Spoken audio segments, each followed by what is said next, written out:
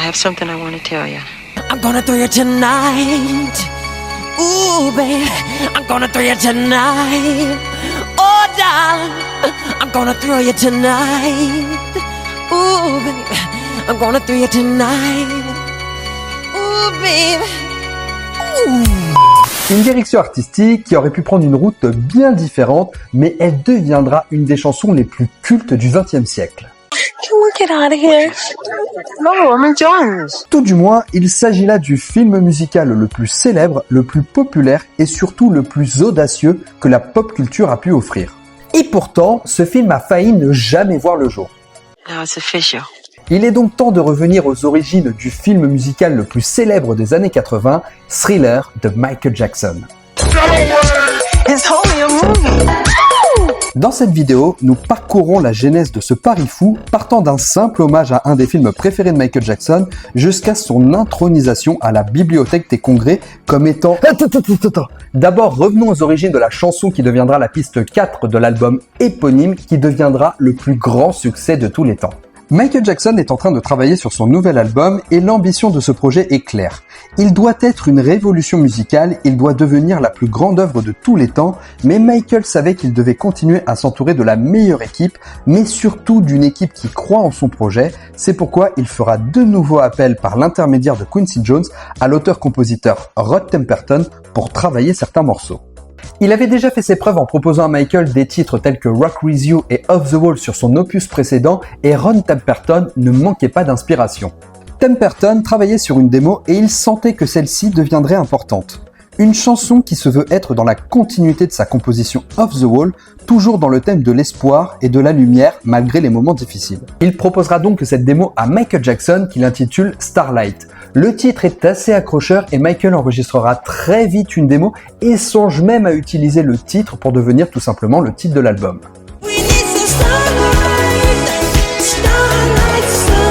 Mais Temperton, Quincy Jones et Michael vont se repasser l'enregistrement en boucle et sentent que quelque chose ne va pas.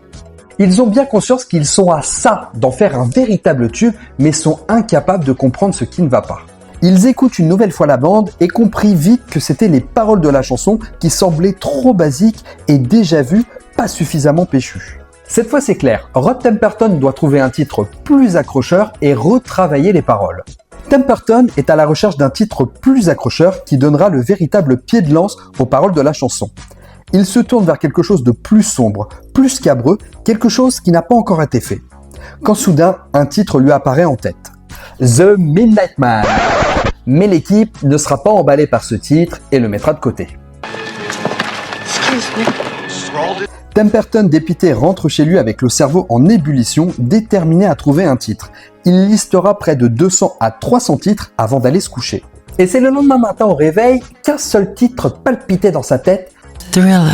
Il avait d'ailleurs déclaré « Voilà, c'est ce titre, je pouvais me projeter, je voyais déjà le merchandising, c'était un titre fort et le son que nous avions pour la chanson collait parfaitement. » Temperton commence à poser son texte et veut raconter une histoire de monstre qui s'éveille au milieu de la nuit. Et il savait pertinemment que l'idée plairait beaucoup à Michael Jackson, et d'ailleurs ce fut tout de suite le cas car Michael choisira même ce titre pour devenir le titre de l'album.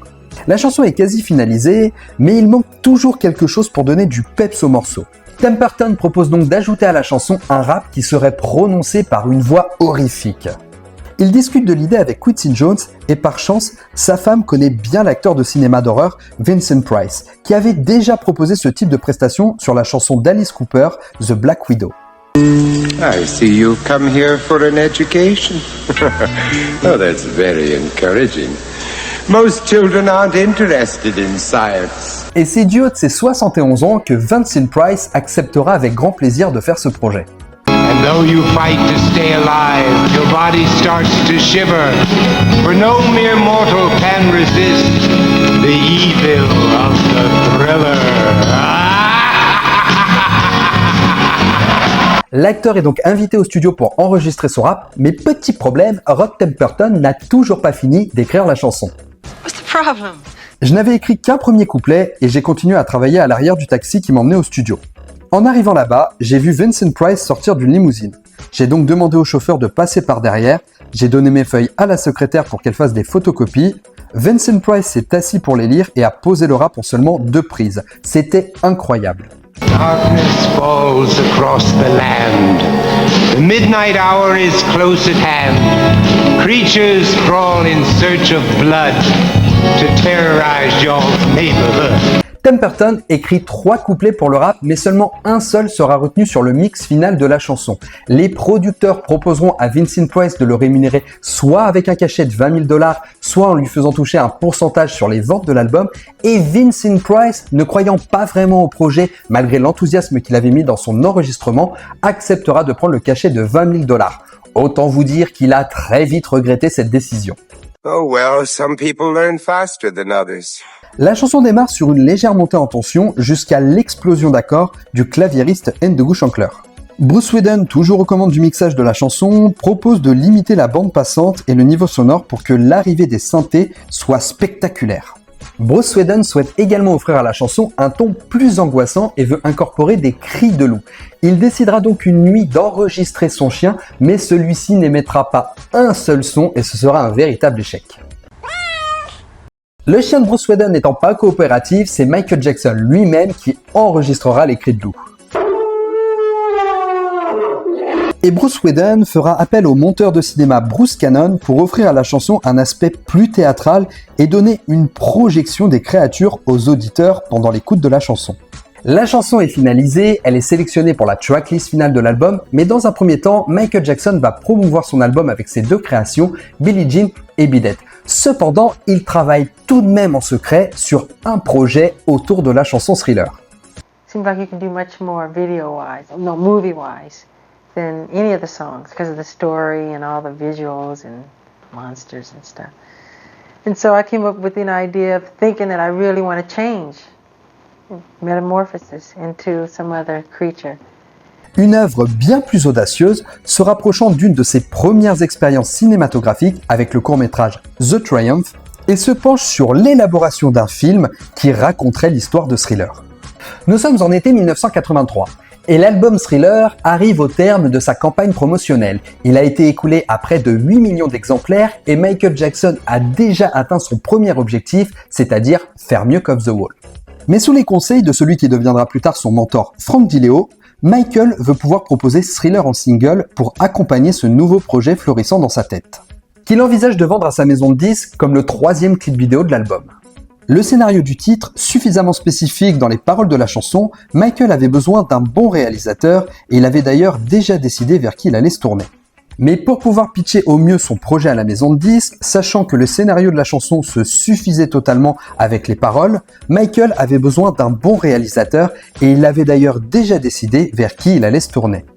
1 an plus tôt, Michael Jackson avait découvert par l'intermédiaire de son frère un film qu'il n'arrivait pas à sortir de sa tête, intitulé Le Loup-garou de Londres, réalisé par John Landis.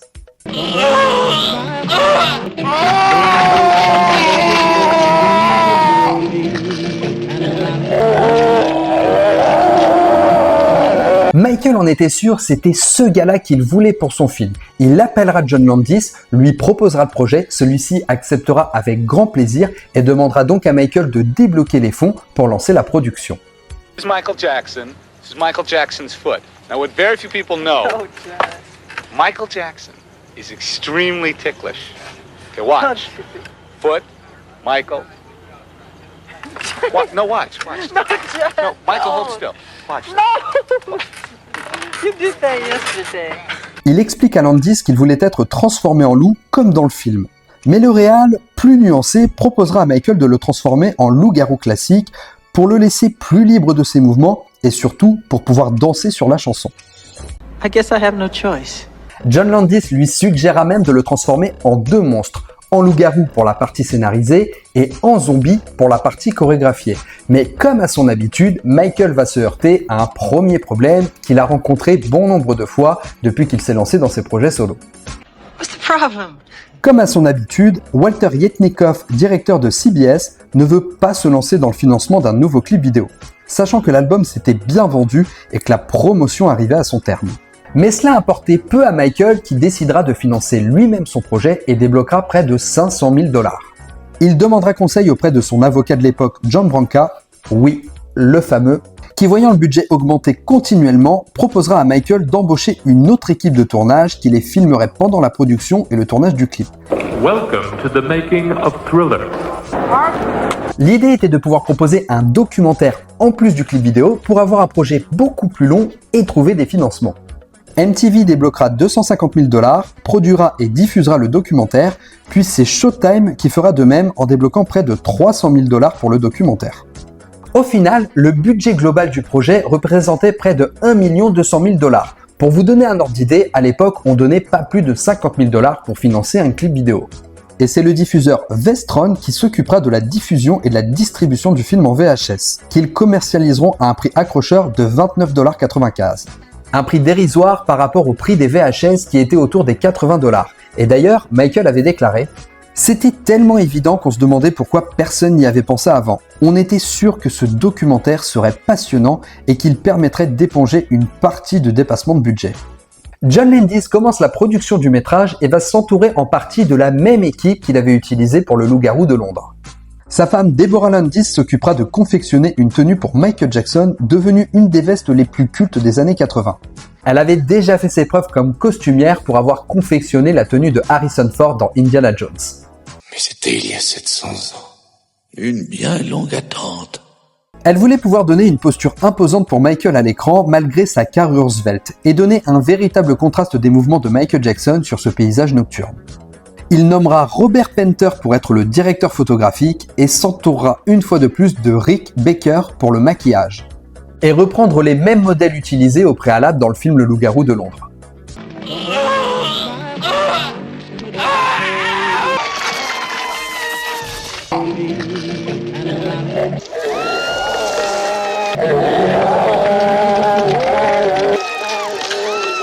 Pour le design du loup-garou, Landis ne voulait pas d'un design trop terrifiant. Il s'agissait de pouvoir conserver une image cool et élégante sans tomber dans le côté horrifique. C'est pourquoi il demandera à Baker de donner un design tournant plus vers la morphologie d'un chat. Et de son côté, Michael fera appel à Michael Peters, avec lequel il avait déjà collaboré sur le clip de Beat It pour écrire la chorégraphie de Thriller.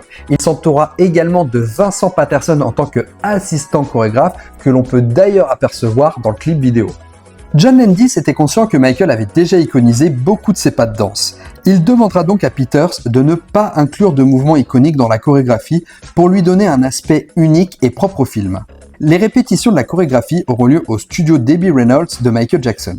Et pour trouver celle qui deviendra la fiancée de Michael Jackson, John Landis auditionnera plus de 100 actrices. So, what are we gonna do now?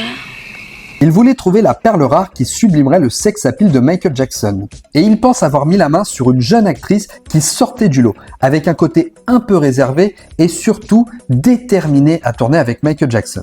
Il s'agit de la jeune actrice Ola Ray que l'on avait déjà aperçue dans le clip de George Benson, Give Me the Night. La jeune femme est recrutée par John Landis, mais Michael avait quelques réticences à embaucher Ola Ray pour son passé en tant que playmate. Mais John Landis convaincra Michael que c'était le bon choix. Le tournage peut donc commencer et Landis savait qu'il devait s'imposer pour pouvoir diriger au mieux Michael. Et lui offrira une direction d'acting lui permettant de surfer parfaitement entre le chanteur si charismatique et la timidité qui caractérisait Michael dans la vie. Le lieu de tournage est choisi au Griffith Park pour les séquences de la première partie, puis la séquence de danse est ensuite tournée au carrefour d'Union Pacific Avenue et de Calzona Street. Et pour la séquence finale, l'équipe de tournage se dirige vers 1345 Carroll Avenue pour la singularité des maisons construites sur le modèle victorien. Mais du coup, Thriller, ça raconte quoi ? Le film se lance sur une séquence se passant dans les années 50 où un jeune étudiant et sa copine se baladent en forêt après être tombés en panne. Le jeune homme officialise sa relation avec la jeune fille et veut marquer le coup en lui révélant un secret lui concernant. La pleine lune se dévoile quand soudain le jeune homme se transforme en loup-garou et se met à poursuivre la jeune femme. Prêt à lui assigner le coup fatal, on se rend compte que la séquence est en fait le visionnage d'un film au cinéma pour Michael et sa copine. Celle-ci, dégoûtée par les séquences, quitte le cinéma, suivie par un Michael enjoué par le film et navré de devoir quitter la salle. La chanson de Thriller se lance, Michael chante uniquement les couplets en tentant d'amuser la jeune femme lorsqu'il tombe sur une armée de morts-vivants, contaminant le jeune homme qui poursuivra la jeune femme. Celle-ci se réveille d'un mauvais rêve, s'étant endormie pendant la soirée. Michael Jackson lui propose gentiment de la raccompagner chez elle lorsque son côté démoniaque se révèle tout de même. Le film se clôturant sur cette séquence, laissant le spectateur dans une suggestion d'angoisse qui ne cesse de rattraper le protagoniste. En somme, c'est Inception avant l'heure. Ce n'est qu'au réveil qu'on remarque qu'ils avaient comme quelque chose d'étrange. Le tournage est enfin terminé et le film peut partir en salle de montage. Et c'est Elmer Bernstein qui s'occupera des musiques additionnelles. Les bandes-sons de Thriller seront également envoyées pour le montage, seulement un petit problème se pose sur les bandes-sons du rap de Vincent Price. What's the problem? La bande-son laisse transposer un son de synthé en fond gênant, rendant inaudible le film. Vincent Price sera donc sollicité pour réenregistrer son rap exclusivement pour le clip vidéo, c'est d'ailleurs pour cela qu'il est légèrement différent de la version de l'album. Michael s'impliquera fortement aux sessions de montage du film, offrant sa vision et ses suggestions à Landis et au monteur George Folsett Jr. Le montage se termine et tout le monde semble enthousiaste sur le résultat final du projet et Michael était admiratif de la qualité de la photographie de Robert Petner qui donnait vraiment un sens du détail au projet. Mais malheureusement, pour la diffusion du film, la vidéo est calibrée pour le visionnage sur tube cathodique. Et pour les VHS, l'image semble plus sombre et perd en qualité de détail par rapport au rendu final visionné en salle de montage. Ça y est, on y est, le film est enfin prêt à sortir quand soudain, un événement inattendu risque de faire capoter le projet. Jéhovah. C'est juste à la veille de l'avant-première prévue à Los Angeles que la communauté des témoins de Jéhovah apprennent l'existence de ce film et s'opposeront formellement à sa sortie. Pour rappel, Michael Jackson faisait partie de cette communauté et a été élevé par les préceptes des témoins de Jéhovah étant donné que sa mère Catherine Jackson en faisait partie. Et le groupe fut scandalisé par le projet, accusant Michael de glorifier le culte de Satan. Les témoins de Jéhovah demanderont à Michael d'annuler la sortie du film et de le détruire sous peine de l'excommunier. You're trying to scare me, aren't you? Apeuré, Michael appelle très vite son avocat John Branca et lui demande de faire détruire le film et la pellicule qui comprenait la version du film la plus aboutie avec la meilleure qualité d'image. John Branca rejoint John Landis et Folsett pour organiser une réunion de crise et les trois hommes décidèrent alors de ne pas détruire la pellicule et ne pas respecter la décision si soudaine de Michael Jackson après tout le travail et tout l'argent investi. John Landis va appeler Michael Jackson pour le prévenir de leur décision et lui suggérera pour calmer les témoins de Jéhovah d'incorporer au début du film un texte signé de Michael Jackson indiquant qu'il ne croyait en rien aux sciences occultes et qu'au contraire il les dénonçait. Du plus profond de mes convictions personnelles, je vous assure que ce film n'est nullement un aveu des croyances pour les sciences occultes. L'arrangement est fait et c'est le soulagement général car le film peut enfin sortir. Mais les témoins de Jéhovah n'en resteront tout de même pas là et continueront à bloquer Michael autour de la chanson. Mais ça, je vous en parle un peu après. C'est le 2 décembre 1983 que le clip est diffusé pour la première fois sur MTV. Thriller. A long time coming. Michael Jackson's Thriller. Avec une réalisation de John Landis, produit par Michael Jackson et Quincy Jones, excusez du peu. C'est un film qui est un film d'épouvante, un film d'humour, digne du festival du film fantastique d'Avoriaz. Et en parallèle, le single de Thriller fera son apparition et laissera la maison de disques sans voix, car c'est près de 14 millions d'exemplaires qui sera vendu en près de 6 mois. On estime d'ailleurs que Thriller s'écoulait à près de 1 million d'exemplaires par semaine. Oh, Michael. Et la VHS se vendra à près de 6 millions d'exemplaires. Et à ce moment-là, il faut bien comprendre une chose, c'est qu'on écrit l'histoire. Car Michael Jackson n'avait pas seulement sorti un des plus grands clips musicaux du XXe siècle, il avait également changé la façon de percevoir ses vidéos promotionnelles. Revenons un petit peu sur ce que je vous disais tout à l'heure en vous indiquant que les témoins de Jéhovah avaient continué à bloquer la chanson Thriller. Il s'agit en fait principalement de ses prestations scéniques car les témoins de Jéhovah avaient interdit à Michael Jackson de chanter la chanson sur le Victory Tour.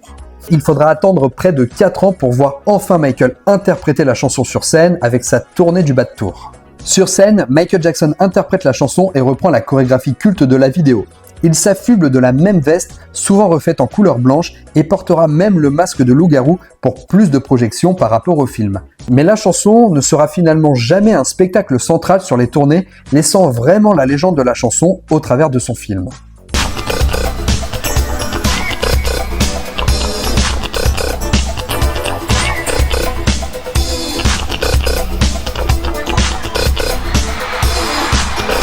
Et pour la série de concerts This Is It, Michael Jackson avait prévu de mettre en scène une nouvelle vidéo pour introduire la chanson Thriller, ajoutant une sorte de veuve noire géante dont il devait sortir et apparaître sur scène.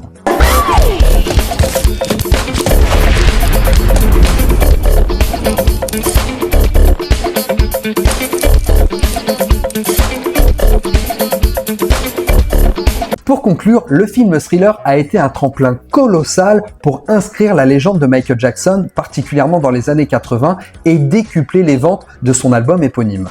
C'est au travers des différentes expériences acquises ou des différentes erreurs, notamment avec son premier métrage The Triumph, que Michael va décider de s'entourer des meilleures personnes pour faire de son projet une œuvre d'art à part entière, mais surtout braver tous les mauvais conseils de ceux qui lui disaient de ne pas le faire. Et en 2009, le film aura l'honneur de rejoindre la bibliothèque du Congrès de Washington et ce sera la première fois qu'un clip vidéo intègre cette prestigieuse institution.